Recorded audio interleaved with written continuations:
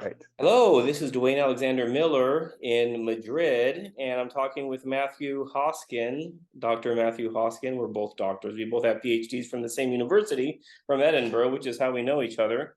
Remember back in the day when we were young? You're still young. I'm Am old I though. still young? I don't know. Yeah, I don't I'm know. I guess almost it's sort of 40. a subjective thing, isn't it? Well, anyway, we're going to continue our conversation about the fourth century, the Nicene century, and this is referring to a class that you're going to be teaching. As always, I will have the link down below on the YouTube page, and share that on Twitter as well.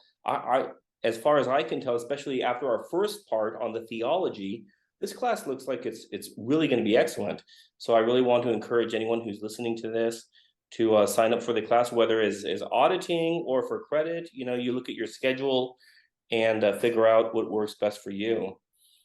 Okay, so Matthew, tell me about the fourth century and tell me about Nicea. And Christianity had been kind of puttering along, growing, expanding throughout Africa and Asia and Europe. So why all of a sudden in 324, 325, why all of a sudden the need for this council? Whose idea was this, and what was the presenting problem? Great. Thanks, Alex. When I talk about the Council of Nicaea, I like to point out there are sort of two things that we need to keep in mind. One is that this is not the first time there has ever been a church council. It's just the first time they tried to get everybody together in one room. That there were actually church councils going back to the 2nd century of local bishops all getting together. But because of the nature of religion and free assembly in the Roman Empire and intermittent persecution, there was never really an opportunity to have a really big council until Christianity became not simply formally legalized, but actually recognized by the emperor as his own religion. Because there's actually this really interesting 60-year period before the last persecution where Christianity was recognized as a legal religion and had various rights for property and assembly and all things that most, a normal association of people, you just don't get the way you do today. I could get any 80 people together anywhere I want in the city of Thunder Bay and the cops aren't going to be worried. Right? But in the Roman Empire, they're freaking out if you get more than like a dinner party together. They're like, you're planning sedition, right? So that means that until Constantine becomes a Christian in the year 312, the ability to assemble bishops together is limited. Even the ability to assemble for Sunday morning is limited. Even in they're not being persecuted for being Christians, there are legal limits on what free assembly looks like. So that's why we can't have a big council like this one until after Constantine. And so that's one of the things as to why does it happen now is because 312, the emperor of the Romans throws his lot in with the Christian god. That's how I like to put it. Because if you spend a lot of time on the internet, if you foolishly make a YouTube video with the name Constantine in the title, you'll meet all the trolls, ranging from, anyway, there's a whole range of options as to what's wrong with Constantine and his conversion and did he really convert and la-di-da. What I'll say is, I don't know the man's heart. I know what the sources say, and the sources say that he threw his lot in with Christianity. He believed that Jesus Christ was at least the God to be worshipped in 312. And I would make other arguments about it than that, but what matters is he is associating himself with the Christian religion. And he starts to give it favor. And he starts to care about what's going on in its internal politics. So the Council of Nicaea at 325 is not actually the first church council that Constantine has. He has two in the West beforehand, dealing with some schisms that were going on in North Africa at the time of his accession, because one of the things that comes out of times of persecution for the church in the ancient world is that there are some people who lapse in one way or another during the persecution. Maybe they burn incense to the emperor. Maybe they surrender, they're a traditor, a hander over of the holy books to the imperial officers. Maybe, but then some people say, what if all they did was forge a document saying they'd burned the incense, but hadn't burned the incense? It's like, well, they still aren't brave enough. And so what do you do with the lapsed? And there are people who are more rigorous than others. And this ends up people who are super, super rigorous in North Africa, in sort of who are called, they get called Donatists, We don't have to get into that. But they basically separate themselves from the rest of the Church Catholic. And so Constantine actually calls 2 councils to deal with that problem over a decade before Nicaea happens. So first of all, there's a precedent for him doing this. And there's a precedent for bishops doing this of their own volition. But as you say, what brings Nicaea about? Well, that brings us into the 320s, when Alexander, Bishop of Alexandria — I love that we have one of the bishops of Alexandria is named Alexander — he's at a meeting with his presbyters, presbyters being the second rank of clerics in the church, and they're having their sort of regular theology checkup, I guess you could think of it almost. And one of them, a presbyter named Arius, who was what we would think of as being like a parish priest, says there was a time when God the Word did not exist. There was when he was not, is literally the short sentence in Greek. And Alexander says, no, he has existed from eternity with the Father. You can't separate him from and say that there was a point in time when God the Son, the God Word, did not exist. But it turns out that how you phrase the question of how does the God Word come into, how is the God Word begotten? We'll say that. So not how does he come into being, because the argument is he doesn't come into being. He is eternally begotten of the Father. That's what the Nicene position is. So you have to figure out what all of these things mean. If he's begotten, isn't there a point when he didn't exist? When they say, well, but if he's begotten of the Father, and like begets like, God begets God, if he's God, then he has to always have been. And so then these are sort of part of the logic of the grammar of Scripture, actually, is what's being debated here. And so but there are people who side with Arius, who we call Arians. They wouldn't call themselves Arians because they're like, Arius is a presbyter and I'm a bishop. So basically, this just stirs up controversy and dissension in Egypt. And Constantine in 324 comes along and he conquers the eastern half of the Roman Empire. And so we have one united empire with one emperor and theoretically one religion.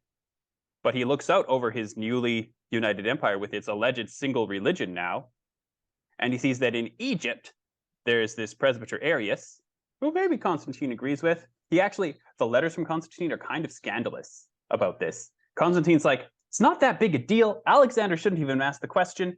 Arius shouldn't have answered. What really matters is being a good moral person. He's like, sounds like a good Anglican to me. Yeah. So that's Constantine's position. And so he says, we're just going to sort this out. And he's like, we'll do what we tried in the West. We'll just get as many bishops together as we can to talk about it.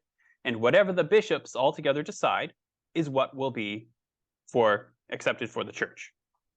So like this is it's actually like many stages between Constantine seeing the situation and the actual council coming off in 325, and Osius of Cordova is involved in actually coming from Spain to some of these councils in the east and helping be the head of them. And there's councils in Alexandria and Antioch and Tyre and things. But what's interesting is, even when some of Arius's supporters are trying to, say, win at a council, they never do. But they keep on stirring up trouble, basically. Mm. And so then the only way Constantine says, well, if people are continuing to stir up so much trouble and not listening to what councils say, we need to get all of them together so that it's enforceable. You can't actually enforce a minority position in religion. You can barely enforce a majority position, as turns out. So they do assemble together as many bishops as possible. And Eusebius has this list of where the people come from. And if you look at it, you realize that these are also all the places that people come from in the book of Acts at Pentecost. Which means so are you saying that you think that Eusebius's list is more of a theological list rather than what we would consider to be, understanding that the nature of history is a form of documentation changes after the Enlightenment? I mean, that's the thing I always have to tell my students. I'm like, the way that humans envision what history is, it changes. The way that we think of history or a good historical text today is very different than what anyone prior to the Enlightenment really would have been thinking of. So are you thinking that Eusebius's list is more kind of theological, or kind of an archetypal list? I think it is. Yeah, Okay. I think it is a more theological archetypal list because, I mean, because it is all the same people as from Acts, but he does, he makes sure that he does list not just them, but also some of like these little Greek places that have a bishop who also turn up because they're not far away, right? Nicea is in Asia Minor; it's not too far from Greece or Turkey or anything. It's in Turkey today. So, but yeah, I think there's also a theological statement because Eusebius, like Constantine, Eusebius loves Constantine, and Eusebius's theology of the church and his theology of the empire is that unity, singleness are proof of truth, right? So he says, if you read his ecclesiastical history, you see, just look, the tradition of the apostles is always united. The heretics are all mess, right? That's how Eusebius frames it. If you look at his, formally speaking, secular history, his chronicle, and it's like, it starts off with like 7 columns. And as history goes on, the columns get fewer and fewer until there's only one. I mean, it conveniently ignores the existence of the Persian Empire to be able to do that, as though they just weren't right there. But there's just this one column of history by the end of the Roman Empire, the one sole ruling empire, united in its strength under a sole emperor who was Constantine, himself a member of the one true religion. And so if you have this council, which is actually like a bit of a gong show for Eusebius, but he has to spin it when he goes home because it doesn't go his way, but he doesn't want to lose his position, so he signs off on it. So what he shows that this council it's a universal council of everybody from everywhere, just like at Pentecost, the Spirit came on everybody from everywhere. So yeah. That's really interesting. And I would note that Pentecost Acts 2, as far as my own hermeneutic goes, appears to be a reworking, a kind of reverse telling of the Tower of Babel story from Genesis 5, Genesis 11. And then Genesis 11 ends with the Table of Nations. Luke ends Acts 2 with that kind of Table of Nations. And it's interesting to see that apparently Eusebius, he's onto this. So he's yes, this is a good tradition. I'm going to keep on going with that. Thank you. So you and I, we're Anglicans. I mean, that doesn't mean we're better Christians than other people. But do we have representation there, in your opinion, from Anglia or what is today, Great Britain? No one gets that far away to Nicea. If you look at a map, you can see that Britain is really far away. There are Christians in Britain. According to tradition, from like the days of the apostles, according to other evidence, like from Tertullian, even from the 2nd century, but they don't make it. Most people from the West don't make it. Like, I think Osius is the only Spaniard. The Bishop of Rome himself isn't there. There's just a few Western bishops who are able to come, because even when the roads are safe, which under Constantine they are, it's such a long way to get anywhere across the Mediterranean is so long and skinny. Imagine traveling overland from Madrid to Turkey, let alone from Britain. So no actual British bishops are represented at the council. And so no British bishops are represented at the council, but they are in a sense represented in that